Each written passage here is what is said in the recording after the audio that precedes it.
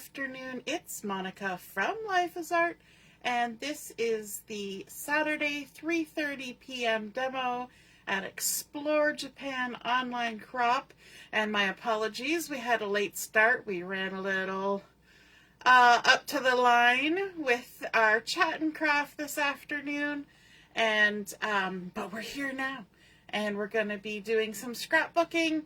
I've got some old photos pulled out from the album, and that was part of the adventure this afternoon. I was trying to track down where the photos were taken because, of course, the people who took them are no longer here to tell me where the photos were taken. And there's a few of them in this particular album that I have been looking for information about, and I knew where some of these were taken, and Carol says she thought she lost me. No, just a little bit of a late start. Hey, Laura. If you're joining me live, just say hello or howdy so I know you're here. If you're watching later on replay, you can drop a comment. And we're kind of going to give this layout a vintagey vibe because my photos are older.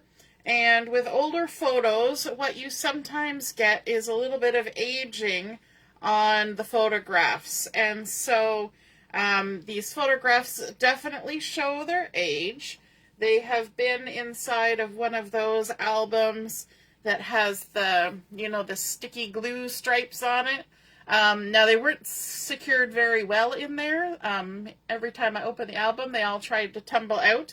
But I knew right away that this particular photo was taken at Niagara Falls. You can even see the Maid of the Mist down there traveling around. And so I knew that was Niagara Falls. And obviously it was my grandparents that had taken these photos because there's my grandmother. And you can see the falls in the background there.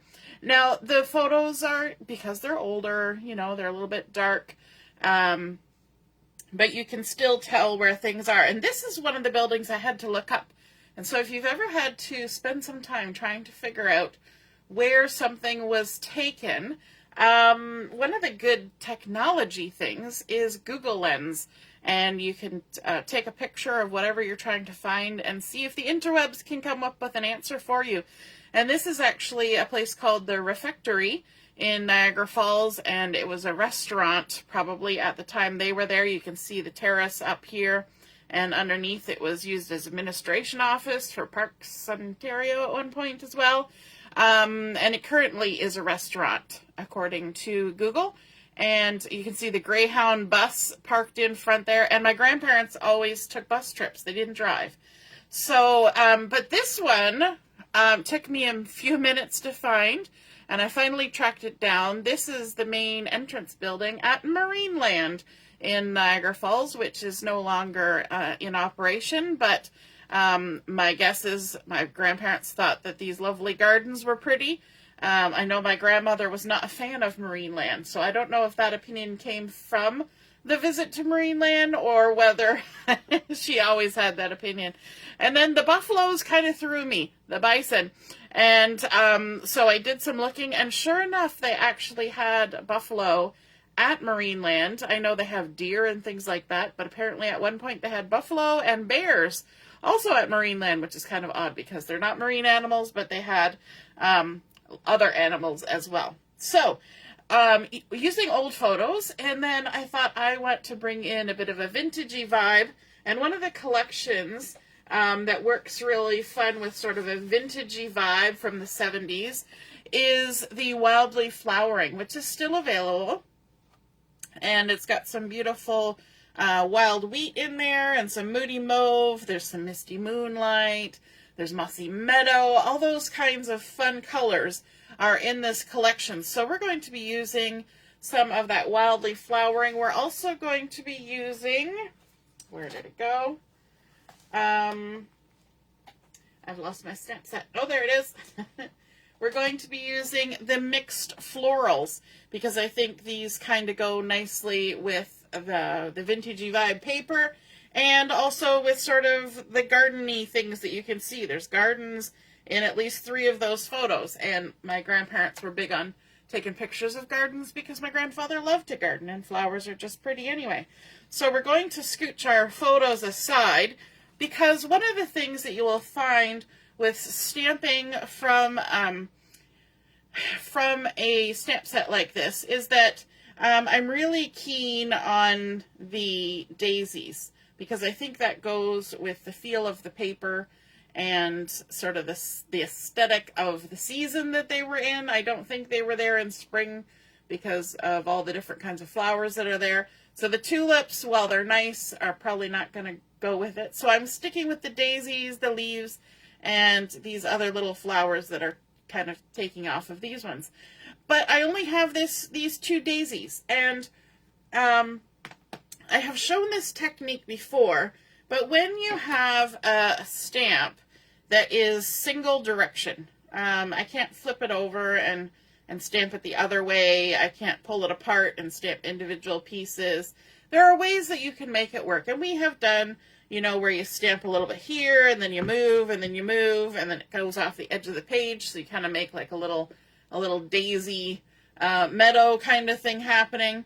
But there's another technique that I have shown before that really works to create a little bit of a different look. So let me just bring in a piece of basic white cardstock and my Memento ink, because we're going to do something a little messy with this afterwards. But we're going to use the Memento ink, and you know what? This probably should have been done as a technique video instead of a demo video, but I think it's still fun anyway. But we can ink up our flower like this and stamp it down.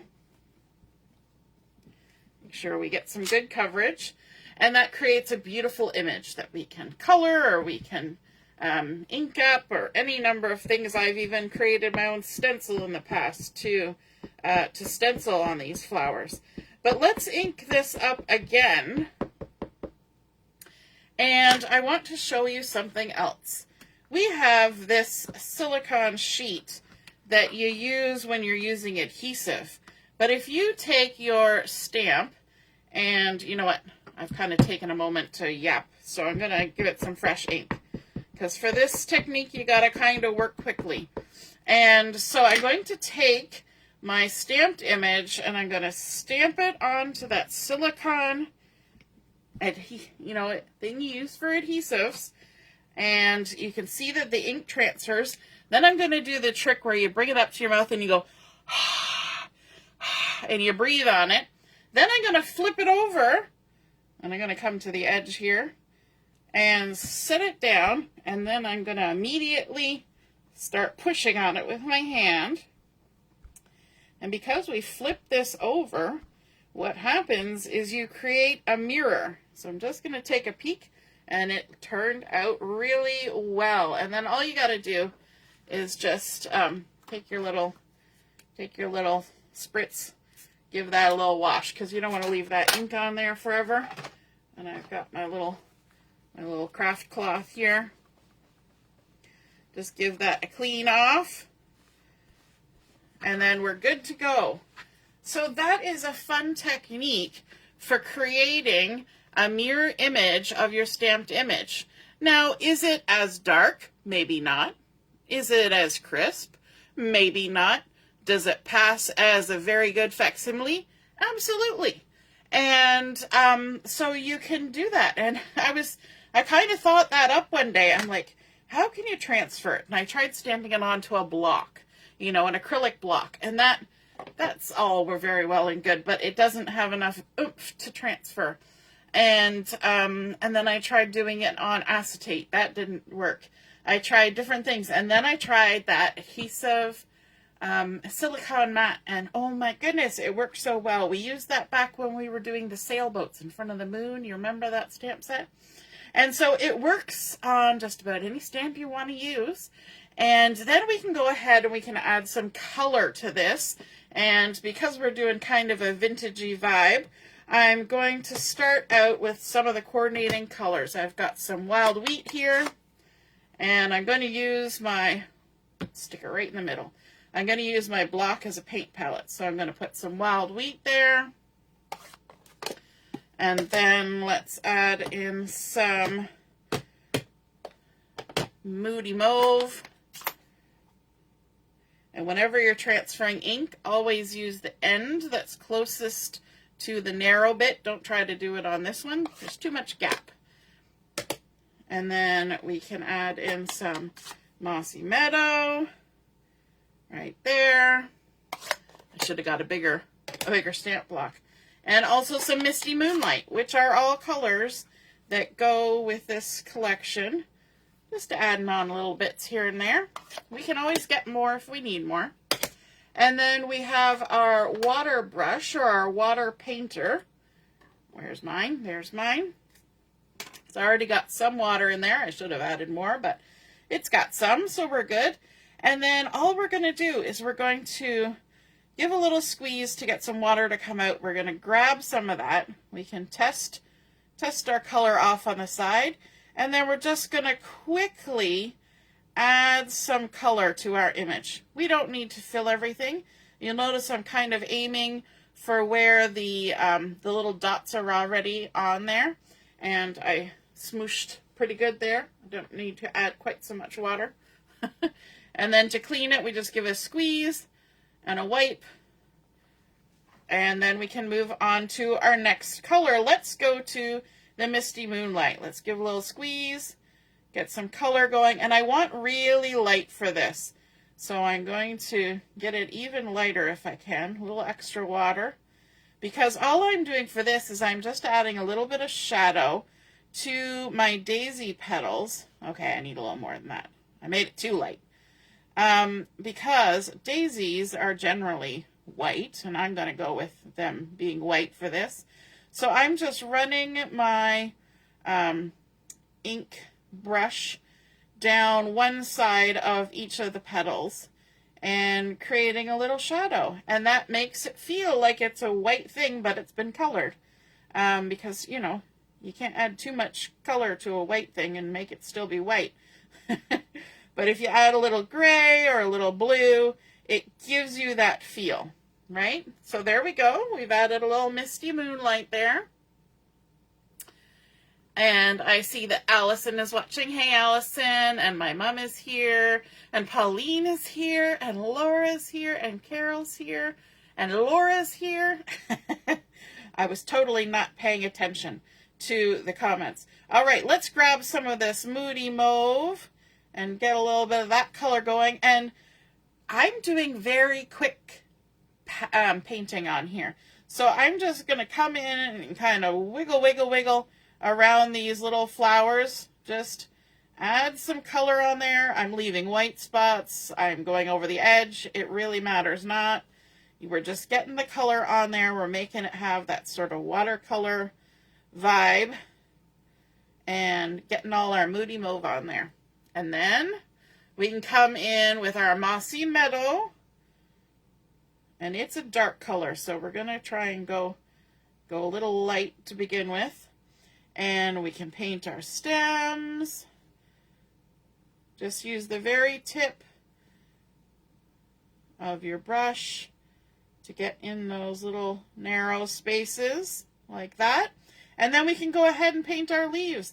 And again, we can just kind of, you take your brush, I'll do it over here in a blank spot, put the tip down, and then as you move it, just smoosh that down and then lift it up. And that already makes kind of a nice leafy shape, and you don't have to get green on the whole leaf, right? We got highlights on our leaves. We've got blank spaces. It's all good. So we're just going to go ahead and add our color on there, nice and loose. And then all we're going to have to do is fussy cut that out. Now, do you guys want to watch me fussy cut? Probably not. So I have done some of these ahead and already fussy cut them.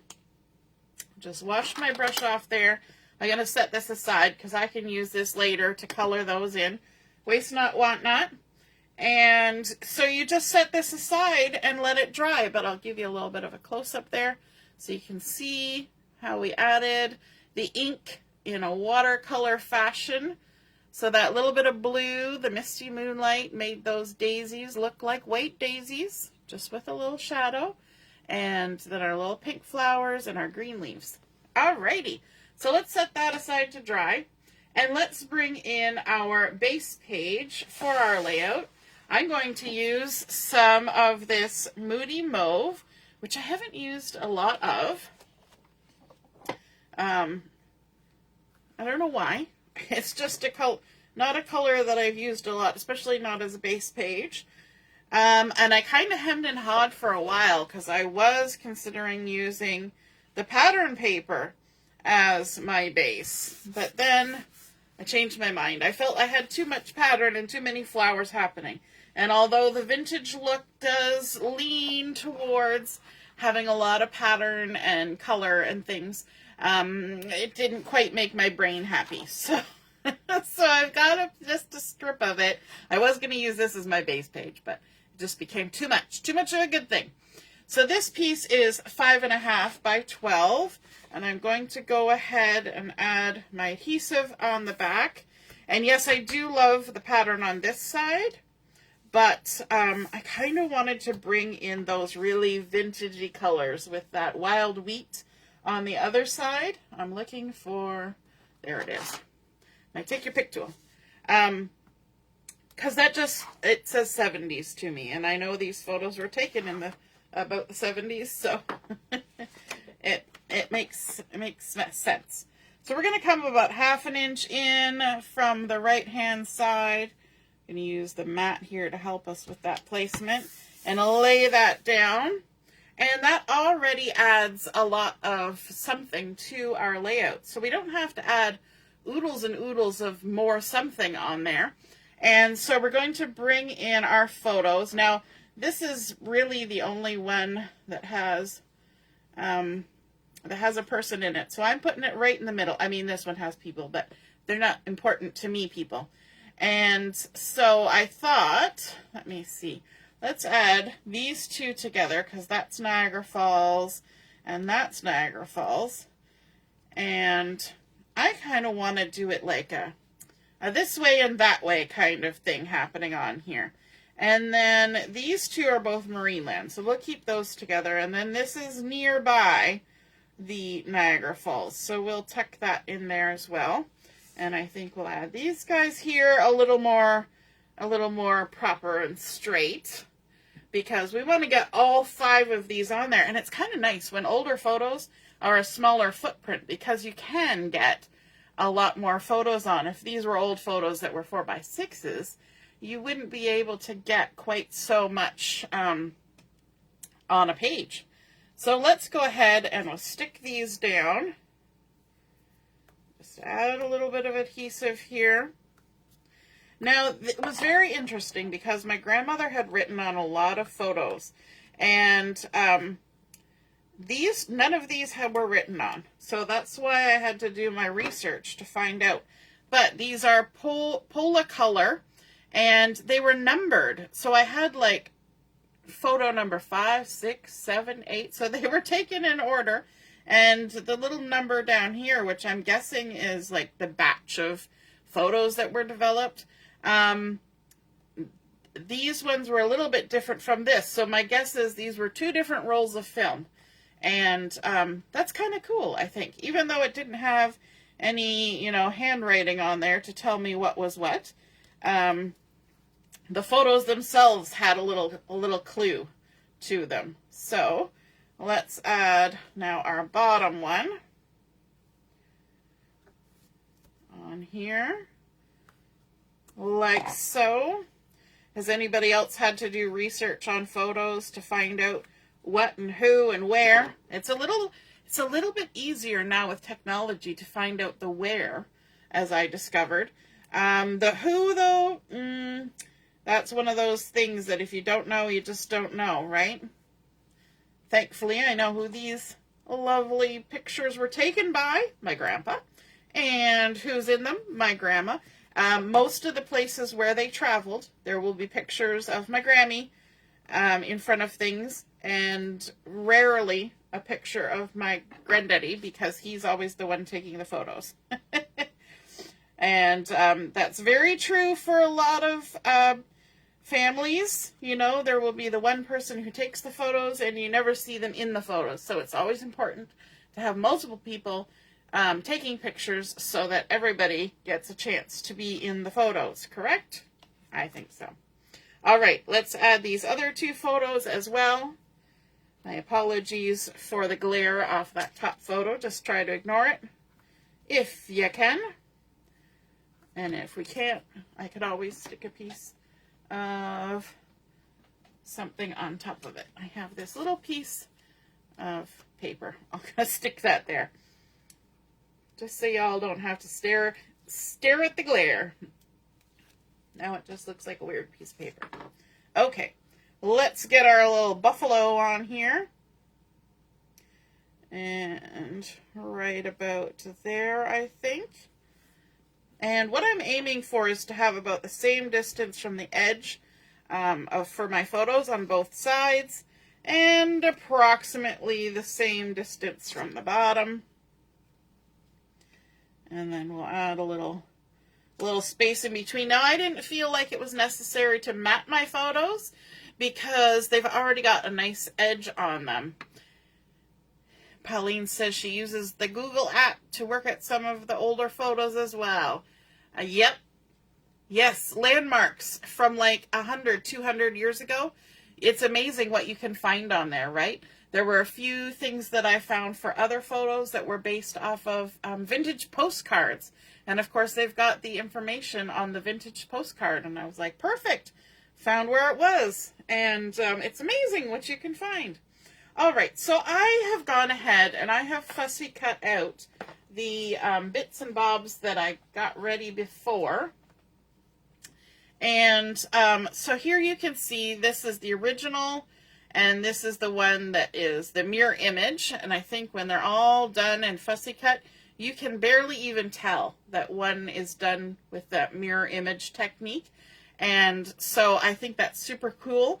But the great thing about now having these mirror images is you can stack them up and make like a nice little cluster of daisies that you wouldn't have been able to do before.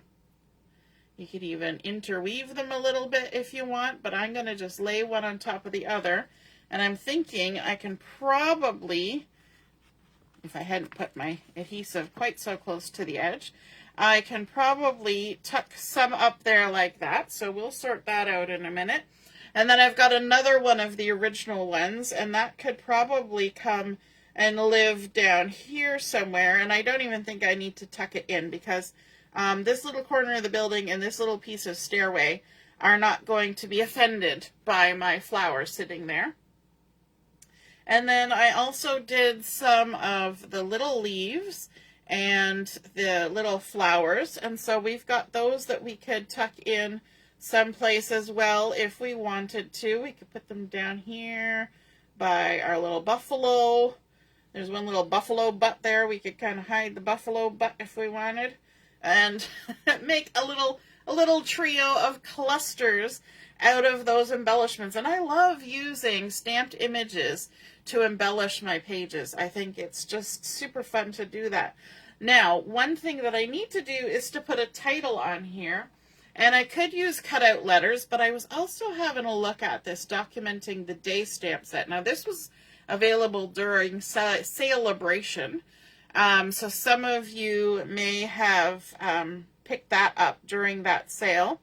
And I was thinking that maybe I could do documenting the day on here, but I could also do one fine day, which I think would be kind of nice because, you know, you always want to go to Niagara Falls when it's a fine day.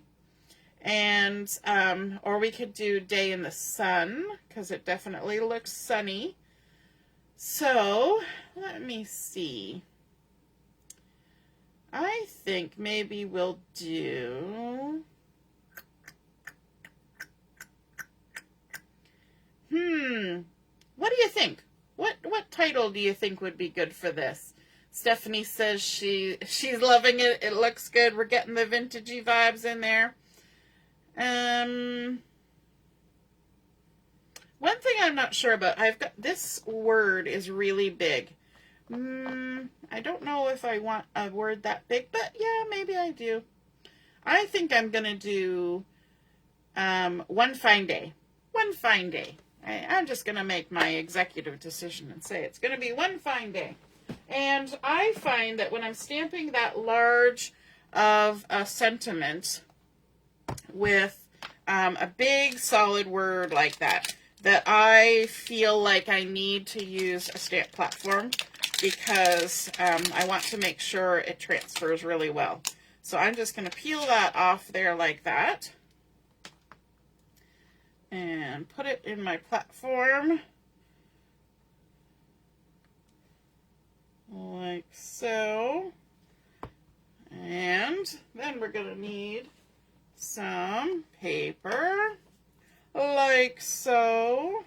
I'm just digging in my scrap drawer right beside me. Who else has a scrap drawer?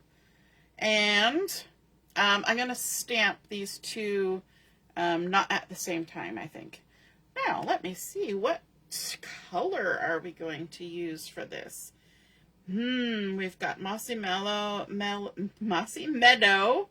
We've got our Moody Mauve. We've got the Wild Wheat. And we've got the Misty Moonlight. I mean, I'm always a sucker for the blues, but I think maybe I'm going to go with the Mossy Meadow. We're going to go with a nice dark green for this. And we're just going to go ahead and ink this up good. Set that down. I'm going to turn it over and see how well we did. Actually, pretty good. Ooh, that does come out really dark. All right, so we've got that, and then we're going to bring in, what did we say? One fine day? One fine day? Documenting the day? I think we're going to do one fine day. Let's find it here. There we go. I'm trying to read upside down and backwards. So and we can tuck that right in there like that. And pick that up. Maybe we can pick that up. It was too close. Got to take the other one off. Let's take the other one off.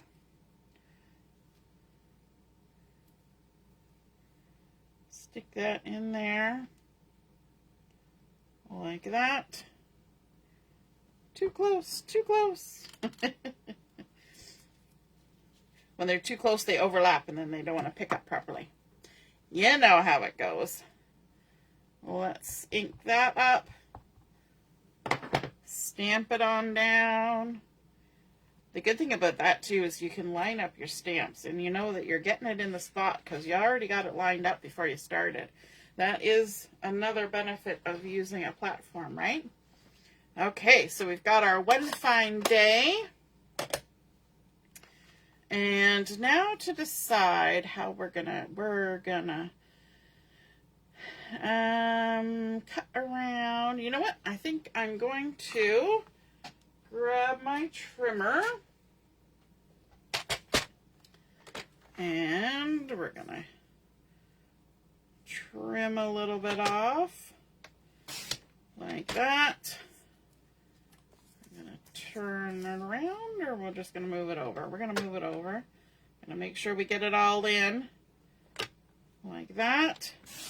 Trim it off, and then we'll trim a little bit of this off like that. And we are going to put a little dovetail on the end of that. Why not? A little 1/4 of an inch dovetail. Going straight in the center and then in from either side, like so. It's a good thing you didn't have to watch me fussy cut all those, right? Because it would take a while. All right. And then we can tuck this in however we want it. So I'm going to kind of play around with it and see. I'm going to modify my stamped image a little bit, which we can totally do. Look at that. We're just going to trim that little bit off so we don't have as much height.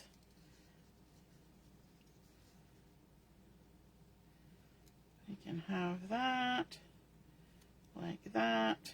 This can come down a little further. We're playing now. You ever get to the point in your project where you start playing? And we can tuck that in there like that, maybe. We're going to trim a little more off here. We're not even going to use our trimmer. I might actually trim some more off. I might just.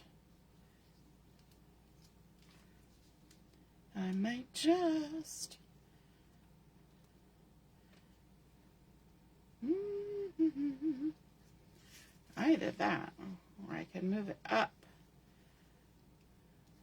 Nope, I liked it where it was. Okay, let's add some adhesive. Let's get these stuck down. I waited so long to get these stuck down. You're probably all wondering, when's she going to stick down the flowers? Right now. The backing would stay away. Okay, let's pop this up so we can add our flowers in like that. And then some more adhesive. Stephanie loves her stamp platform. Yep. It's amazing for getting stuff done, especially I find it comes in super handy at Christmas time when you know you've got oodles and oodles of things that you got to get done, and it really allows you to get a lot of stuff done, especially if you are doing the same thing over and over again. It gives you that opportunity.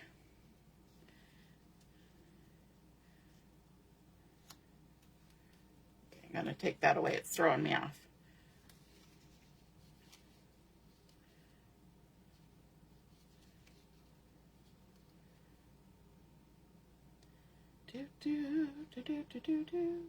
Okay, I'm going to think about that while we add these other ones down. I'm kind of liking where it is, but we'll just give it a minute. Sometimes I find, here's a little tip, when you're doing a layout, sometimes it helps to stand up and look at it from a distance. If you can, use a magnet and stick it on your fridge and back up from it. It's like, how you, well, I don't know if you know how it's like, but when you're painting something and while you're up close to it, you can't get the perspective that you need on it. And then as soon as you walk away, you're like, oh, that's what I needed to do. Because your brain kind of goes, yes, that's how it's supposed to look. Once you back away from it, you get the big picture going in your brain, and then it all kind of comes together. And I find that that's the same thing with layouts, that quite often you need to just back up for a minute. Sometimes you even need to just walk away and come back to it the next day, and then you'll be like, yes, yes, now I see what I want. And unfortunately, on a video, you can't do that. You got to get it done. But that's the difference. All right. Let's see. You know what? I think I'm going to modify my title. So I'm going to do that off camera so that we don't spend too much time fussing around with that while we could be doing other things. So let me grab my embellishments. I had pulled out two different embellishments. I have the neutral matte dots and also the antique pearls, and I was kind of hemming and hawing. So let me take a look at this and decide, do I want shiny or do I want matte? My photos are shiny already. This picks up nicely on the pink. And so I'm kind of leaning towards this, but I'm also liking this. It's kind of one of those things, right? I think I'm going to go with the pearls. Stephanie says she doesn't have a stamp platform. Ooh, wow. You're definitely going to have fun with that. They are super good at helping you get your stuff in the right place, and if you don't get enough ink on it the first time, you have the opportunity to fix that, which is amazing, and it just makes life a little bit easier, I find. So let's add a few little of these antique pearls here, and then, you know, we're gonna just cluster them all on all the clusters. So let's add another little guy, or a big one there, and then maybe two up here, two little ones. Add a little bit of shine, a little bit of happy. All right, so I'm going to stop the video there and make a decision about this title once I can stand up and kind of look at it from off in the distance. I like the title. I like the words. I may switch it up a little bit, and so when I post the photos in a few minutes, you will see what my final decision was on that. But there we go. We went for some vintagey vibes using some of this Wildly Flowering Designer Series paper to pull in all those colors from the photos, and then sort of freshened it up with the Moody Mauve background. And hopefully your video is working, because my video has stalled. And then also bringing in those nice florals. And I think these daisies really kind of pick up on the florals in the Designer Series paper. And of course we incorporated the colors from the collection too, which I think, now that I'm seeing it all stuck together, I think it's really kind of brightening up the colors that are in the photos. Because when I first look at these photos, they just look like entirely sepia. But now with some color around them and behind them, it's brightened them up, and I think that's super fun. I hope you guys enjoyed seeing this layout and that technique of doing that mirror stamping with the silicone sheet and the water painting with your inks. And if you create a layout like this or use some of these techniques, be sure to take a photo of it, pop it in the comments where I post the pictures of my layout, and then we can all see and be inspired by your artwork. And I will be posting my picture soon, and you'll see what the solution was to my title. All right, we'll see you soon. Toodaloo. Bye.